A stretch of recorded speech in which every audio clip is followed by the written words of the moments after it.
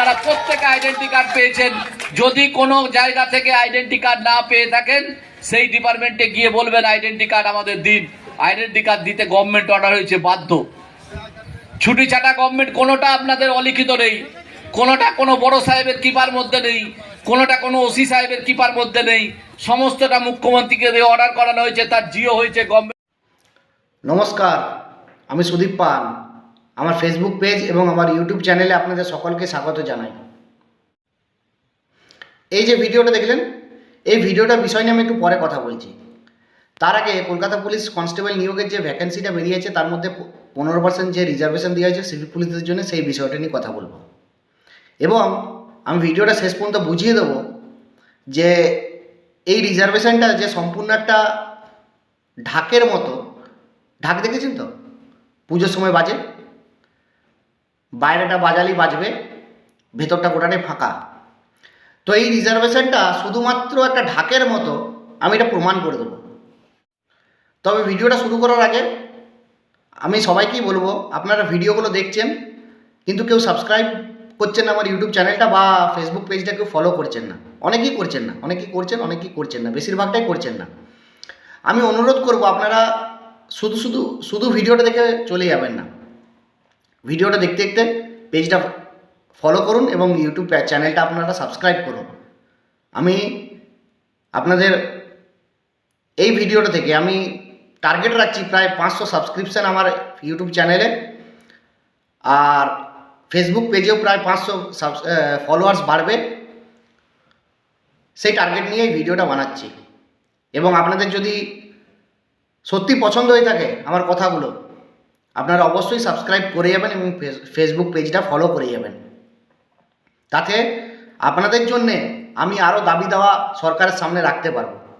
Kolkata police কনস্টেবলের যে অ্যাডভার্টাইজমেন্টটা বেরিয়েছে, নিয়োগ অ্যাডভার্টাইজমেন্টটা বেরিয়েছে, তাতে 15% রিজার্ভেশন দেওয়া হয়েছে সিভিক পুলিশদের। রিজার্ভেশনটা কেমন? তারা 15% শুধুমাত্র কলকাতা পুলিশের সিভিক পুলিশরা এই জায়গাটা ফিল আপ করতে পারবে। পরীক্ষার পদ্ধতি, রিক্রুটমেন্টের সম্পূর্ণ প্রসেস তাদেরকে একইভাবে অন্যান্য জেনারেল সাধারণ পরীক্ষার্থীদের মতো ফেস করতে হবে। কিন্তু ওই 15%-এ অন্য ছেলেরা নিয়োগ হতে পারবে না। বেশ, খুব ভালো কথা। আর একটা জিনিস যেটা করেছে সেটা হচ্ছে বয়সের 5 বছরে ছাড় দিয়েছে সিভিক পুলিশদের জন্য। প্রথমে আমি এই জিনিসটা নিয়ে এতটা মাথা ঘামাইনি, ভেবেছিলাম হয়তো খুব ভালো খবর, তাই আগের ভিডিওটা তো আমি বলেছিলাম যে খুব খুশির খবর। কিন্তু আমি ক্ষমা চেয়ে নিচ্ছি প্রত্যেক সিভিক পুলিশের কাছে। বেশিরভাগ সিভিক পুলিশ যাদের বয়স ম্যাচিওর হয়ে গেছে, 35+ হয়ে গেছে, তাদের কাছে আমি বিশেষ করে ক্ষমা চাইছি। কারণ আমি বুঝতে পেরেছি যে আপনাদের কাছে এটা কোনো খুশির খবর নয়। তাই আমি নিজের ভুলটা সংশোধন করতে এই ভিডিওটা আবার বানাচ্ছি। এবং এই ভিডিওটা শেষে আমি দুটো প্রধান দাবি সরকারের কাছে তুলে ধরব। সেই দাবিগুলো শুনতে আপনারা কিন্তু ভিডিওটা শেষ পর্যন্ত দেখবেন। ভিডিওটা দেখাটা আপনাদের খুবই জরুরি। সিভিক পুলিশ নিয়োগ হয়েছিল কবে? 12-13 সালে, 2012-13 সালে। তখন অন অ্যান অ্যাভারেজ বেশিরভাগ ছেলেরই 24, 25, 26, 27, 28 এরকম বয়স ছিল। আজ 10 বছর পেরিয়ে গেছে, প্রায় 11 বছর 12 বছর কাজ হয়ে গেল। তো যারা 23, 24, 25-এর ওপরে যারা, বা ওই বয়সে বা তার ওপরের বয়সে যদি যারা থাকে, তাদের বয়স আজকে কত দাঁড়াবে? মোটামুটি 36, 35, 36, 37, 38, 39, 40 এরকম দাঁড়াবে। এবং এই সংখ্যাটা খুবই মারাত্মক ব্যাপার। আপনি শুনুন, এই সংখ্যাটা প্রায় 50% অ্যান্ড অ্যাভাব। 1,20,000 যদি সিভিক পুলিশ থাকে, তার মধ্যে প্রায় 50 থেকে 70,000 সিভিক পুলিশের বয়স 35 পেরিয়ে গেছে। আরও বেশি হবে, আমি একটা আনুমানিক বললাম, আরও বেশি হবে, তবে কম নয়। এবার ভাবুন, এই ছেলেগুলো কোথায় যাবে? হ্যাঁ, মুখ্যমন্ত্রীকে আমি এইটাই জানাতে চাইছি বা জিজ্ঞেস করছি যে এই ছেলেগুলো কোথায় যাবে? এদের কি 10,000 টাকা পেট ভরবে? সংসার চলবে? বয়স্ক বাবা মার ওষুধপত্র আসবে? বাচ্চা ছেলের ভালো পড়াশোনা হবে? বউকে নিয়ে কোথাও ঘুরতে যাওয়া হবে?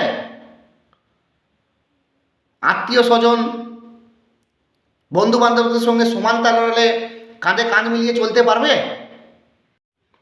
মানে আপনি দেখিয়ে দিলেন যে কিভাবে মানুষকে বোকা বানানো যায়, কিভাবে লোক ঠকানো যায়। একটা জিনিস দেখুন, এটা না গেল যারা 35 পেরিয়ে গেছে তাদের ব্যাপার। যারা 30-32-এ আছে,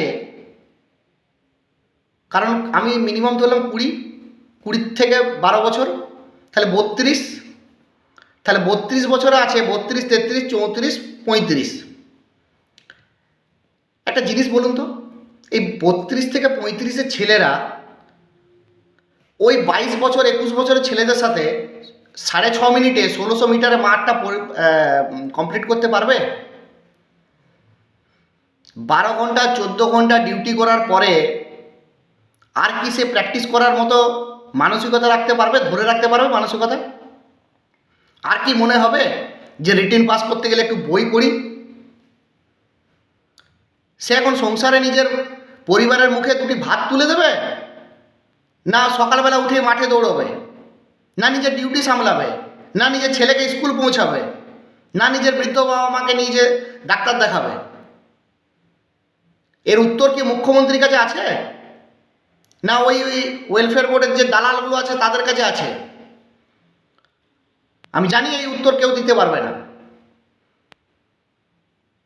এদের মানে এই সবথেকে বড় কথা বলছি, এই ওয়েলফেয়ার বোর্ডের এত বড় নাক কান কাটা লোক আমি জীবনে দেখিনি। এরা এত বড় নাক কান কাটা লোক।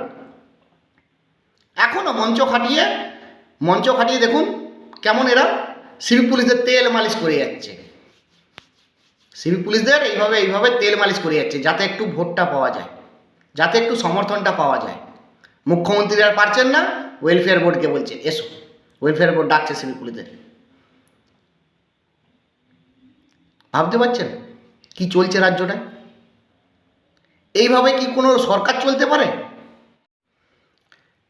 এবার আপনাদের ওই প্রথমের ভিডিওটা দেখাই, আপনারা আবার দেখুন। ভিডিওটা জানি না কোথাকার বা কবেকার, কিন্তু ভিডিওটা যে এই এখনকারই সেটা সম্পূর্ণ বোঝা যাচ্ছে শান্তনুবাবুর ভাষণটা শুনে। আপনারা ভিডিওটা দেখুন, ভিডিওটা দেখার পর আমি আরও কয়েকটা কথা বলছি। এরা কি চাই? বলেছিল স্যার আমরা রাস্তা দিয়ে যাই, রাত্রিবেলায় ডিউটি করে আমাদের বেঁধে রেখে দেয়, ডাকাত বলে ধরে রেখে দেয়, সকালবেলায় যতক্ষণ পর্যন্ত পুলিশ না আসে ততক্ষণ পর্যন্ত ছাড়ে না। আমাদের একটা অন্তত পরিচয়পত্র থানাকে বলুন দিতে। আমার থানার দোয়ায় শান্তনু সিনহা বিশ্বাস চলে না। যে আপনাদের নিয়োগ করেছে তার কাছে আমি এই বার্তা পৌঁছে দেবো এবং আগামী 10 দিনের মধ্যে আপনাদের সুবন্দোবস্ত হবে, এবং তার কাছে আমি এই বার্তা পৌঁছে দিয়েছিলাম। আপনারা প্রত্যেকে আইডেন্টি কার্ড পেয়েছেন। যদি কোনো জায়গা থেকে আইডেন্টি কার্ড না পেয়ে থাকেন, সেই ডিপার্টমেন্টে গিয়ে বলবেন আইডেন্টি কার্ড আমাদের দিন। আইডেন্টি কার্ড দিতে গভর্নমেন্ট অর্ডার হয়েছে, বাধ্য। ছুটি ছাটা গভর্নমেন্ট কোনোটা আপনাদের অলিখিত নেই, কোনোটা কোনো বড় সাহেবের কিপার মধ্যে নেই, কোনোটা কোনো ওসি সাহেবের কিপার মধ্যে নেই। সমস্তটা মুখ্যমন্ত্রীকে দিয়ে অর্ডার করানো হয়েছে, তার জিও হয়েছে, গভর্নমেন্ট অর্ডার আছে। প্রত্যেকটা জিনিস আপনাদের হাতের কাছে আমরা ফেসবুক পেজের মধ্যে তুলে দেবো। সুতরাং দয়া ভিক্ষার পাত্র আপনারা নন, আপনারা পুলিশের অংশ। বুক ফুলিয়ে পুলিশের সাথে থাকুন, বুক ফুলিয়ে ওয়েলফেয়ার বোর্ডের সামনে থাকুন। আগামী দিনের আপনাদের যে সূর্য এখন উদয় হয়েছে, আপনাদের যে সূর্য উদয় হয়েছে আস্তে আস্তে মাননীয় মুখ্যমন্ত্রীর নেতৃত্বে মধ্য গগনে পৌঁছে যাবে। আগামী দিনে আমাদের হাত শক্ত করুন, মাননীয় মুখ্যমন্ত্রীর হাত শক্ত করুন। আগামী দিন আপনাদের জন্য অনেক সুসংবাদ বয়ে আনবে। কেবলমাত্র একটা দাবি ছাড়া আপনারা কেউ দাঁড়িয়ে উঠে আমাকে বলতে পারবেন না। দেখলেন কেমন তেল মালিশের কাজ চলছে সিভিক পুলিশদের? ভাবতে পারছেন? আমি দেখে অবাক যে গত 12 বছরে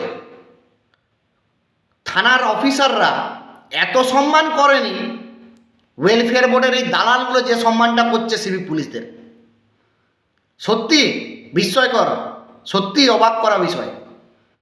আপনারা পুলিশের অংশ, পুলিশের সাথে থাকুন, সরকারের সাথে থাকুন, ওয়েলফেয়ার বোর্ডের সাথে থাকুন। ওহ, কি বড় বড় ডায়লগ, চিরঞ্জিতের মতো, ফিল্ম স্টার চিরঞ্জিতের মতো। দারুণ দারুণ,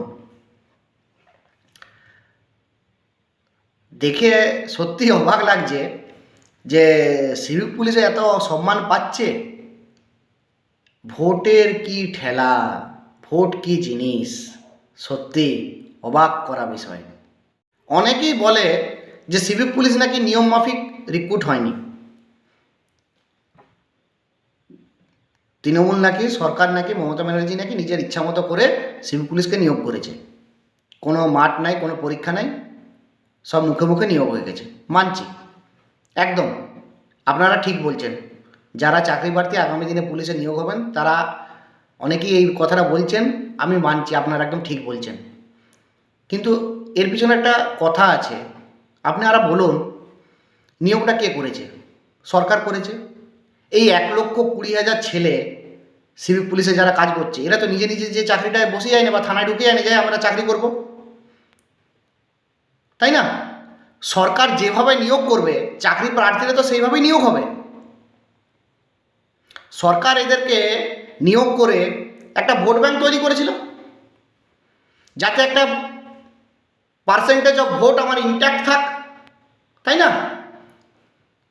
এই ভোটটা কোথাও যাবে না। কিন্তু আজকে কি হয়েছে বলুন না? ব্যাংক দেউলিয়া হয়ে গেছে, ব্যাংক দেউলিয়া হয়ে গেছে। যার ফলে কি হলো, এই ওয়েলফেয়ার বোর্ডের অফিসারগুলোকে মাঠে নামতে হয়েছে বড় বড় ভাষণ মারার জন্য আর তেল মালিশ করার জন্য। ভালো সুযোগ, সিভিক পুলিশ এখন তেল ভালো করে মালিশ করিয়ে নিন, ভালো করে মালিশ করিয়ে নিন। 1,000 টাকা বাড়িয়েছে না, বিশাল কিছু বাড়িয়েছে। বলতে এদের লজ্জা হয় না বিধানসভায় বড় বড় করে ভাষণ দিতে যে 1,000 টাকা বাড়ালাম? ভালো করে তেল মালিশ করান, এই ওয়েলফেয়ার বোর্ডের অফিসারগুলোকে দিয়ে ভালো করে তেল মালিশ করান, এটা সুযোগ। আমি মমতা ব্যানার্জিকে বলবো, আপনি এইভাবে কনস্টেবলে নিয়োগে 15% রিজার্ভেশন করে 5 বছরের ছাড় দিয়ে এগুলো এইভাবে ঢাক দেখাবেন না। এগুলো ঢাক দেখানো হচ্ছে। আমি দুটো দাবি রাখবো আপনার কাছে। এই দুটোর মধ্যে যে কোনো একটা দাবি আপনি রাখুন। 1,20,000 সিভিক পুলিশের প্রত্যেকজনের কিন্তু ভালো হবে, প্রত্যেকজন ভালোভাবে সংসার করতে পারবে। যে কোনো একটা জিনিস আপনি করুন। আমার যে প্রথম দাবিটা, সে প্রথম দাবিটা বলার আগে আমি এই ভিডিওটা আরেকবার, ওই শান্তনুবাবুর ভিডিওটা আরেকবার দেখাবো আপনাদের। একটা ছোট্ট ক্লিপ দেখুন একবার। আপনারা পুলিশের অংশ, বুক ফুলিয়ে পুলিশের সাথে থাকুন। কি বললো শুনলেন? আপনারা পুলিশের অংশ, বুক ফুলিয়ে পুলিশের সঙ্গে থাকুন, বুক ফুলিয়ে ওয়েলফেয়ার বোর্ডের সঙ্গে থাকুন। স্যার, সিভিক পুলিশ যদি পুলিশেরই অংশ হয় তাহলে আলাদা করে কনস্টেবলের পরীক্ষা বসতে হচ্ছে কেন? আপনারা তো ডিপার্টমেন্টাল পরীক্ষার অ্যারেঞ্জমেন্ট করতে পারেন। যার যোগ্যতা থাকবে সে ডিপার্টমেন্টাল পরীক্ষা পাস করে কনস্টেবল পদে যাবে। একটা জিনিস বলুন, কোনো কনস্টেবল যদি এএসআই পদে মানে প্রমোশন পেতে চায়, সে কি আলাদা করে এএসআই পরীক্ষা দেয় না ডিপার্টমেন্টাল পরীক্ষা দেয়? এএসআই পরীক্ষা বসে না তো, বা এসআইয়ের পরীক্ষা বসে না তো, ডিপার্টমেন্টাল পরীক্ষা দেয়। তাহলে সিভিক পুলিশ কেন আলাদা করে ওই রিক্রুটমেন্টের ভেতরে ঢুকবে, ওই কনস্টেবল রিক্রুটমেন্টের ওই ক্যাটাগরিতে ঢুকে যাবে? আপনারা ডিপার্টমেন্টাল পরীক্ষার অ্যারেঞ্জমেন্ট করুন। 30-35 বছরে বলছেন, 40 বছরের ছেলেদের বলছেন আপনারা 1600 মিটার দৌড়াতে 6.5 মিনিটে। নিয়ে আসুন না আপনাদের পুলিশ ডিপার্টমেন্টে। 80 থেকে 90% পুলিশ পরীক্ষায় ফেল হয়ে যাবে। যদি ফিটনেস পরীক্ষায় করানো হয়, ফিটনেস পরীক্ষা করানো হয় পুলিশদের, 70 থেকে 80% পুলিশ ফেল হয়ে যাবে। আর আপনি 30-35 বছর, 40 বছরের ছেলেদের বলছেন 1600 মিটার দৌড়াতে 6.5 মিনিটে। সম্ভব? 12 ঘন্টা 14 ঘন্টা ডিউটি করবে রাত্রিবেলা, রাত জেগে, আর সকালবেলা নিজের মাঠ প্র্যাকটিস করবে। মানুষগুলো আর বাঁচবে? কী ভেবেছেন আপনারা? মেরে ফেলতে চাইছেন এদেরকে? যাতে সংখ্যাটা কমে যাক, সরকারের টাকা না লাগে, টাকা দিতে না হয়। আমি তো আবার বলছি যে ফিটনেস পরীক্ষা যদি পুলিশের হয়, 30-35-এর পুলিশদের যদি হয়, মোটামুটি 70-80% পুলিশ ফেল হবে। এগুলো ভাবা দরকার। আর আপনারা নাইট ডিউটি করাচ্ছেন, দিনের বেলায় 14-15 ঘন্টা ডিউটি করাচ্ছেন, সেখানে সেই ছেলেটা আবার রাত্রিবেলা বাড়ি যেয়ে পড়বে কী করে? তাহলে ছুটি দিন, তাও দেবেন না। আমি যে প্রথম দাবিটা করলাম সেটা যদি লাগু করতে না পারেন, আমার যে দ্বিতীয় দাবিটা সেটা হলো equal pay for equal work, সম কাজে সম বেতন। সুপ্রিম কোর্টের পরিষ্কার গাইডলাইন্স আছে, একই ডিপার্টমেন্টে দুজন আলাদা ব্যক্তি, একজন পার্মানেন্ট একজন কন্ট্রাকচুয়াল যদি কাজ করে, তাদের বেতনটা কিন্তু সমান হবে। সিভিক পুলিশ কনস্টেবলের থেকে কোনো অংশ কম কাজ করে না। অতএব এদের বেতনটা আপনারা সমকাজে সমবেতন ক্যাটাগরিতে ফেলে দিয়ে দিন, সব সমর্থন আপনাদের হয়ে যাবে, কোনো চিন্তা থাকবে না। এত মাইক খাটিয়ে মঞ্চ টাঙিয়ে কিচ্ছু বলতে হবে না। টোটাল সমর্থন আপনাদেরকে, টোটাল সমর্থন ওয়েলফেয়ার বোর্ডকে, টোটাল সমর্থন সরকারকে। হ্যাঁ, আমি বলছি, পারবেন সমকাজ সমবেতন দিতে? এই যে দুটো দাবি আমি বললাম, এই দুটো দাবি যদি আপনারা, দুটো দাবির মধ্যে যদি একটা আপনারা লাগু করতে পারেন, প্রত্যেক সিভিক পুলিশের কিন্তু ভালো হবে। প্রত্যেক সিভিক পুলিশ কিন্তু ভালোভাবে সম্মানের সহিত জীবনযাপন করতে পারবে। আর যদি না পারেন, আপনাদের বারে বারে এরকম করে তেল মালিশ করে যেতে হবে, ওয়েলফেয়ার বোর্ডকে বারে বারে এরকম করে তেল মালিশ করে যেতে হবে। এবার আপনারা ভেবে দেখুন যে আপনারা কি করবেন। হ্যাঁ, আমি সরকারকে বলছি, মমতা ব্যানার্জিকে বলছি, আপনিও ভেবে দেখুন, আপনার ওয়েলফেয়ার বোর্ড ভেবে দেখুক যে সিভিক পুলিশদের ভালো জীবনযাপন করতে কোন পথটা অবলম্বন করাবেন। নয়তো এখন হয়তো ব্যাংকটা হাফ দেউলিয়া হয়েছে, 26-এ পুরো দেউলিয়া হয়ে যাবে, সেটা ভেবে রাখবেন। নমস্কার, সবাই ভালো থাকবেন।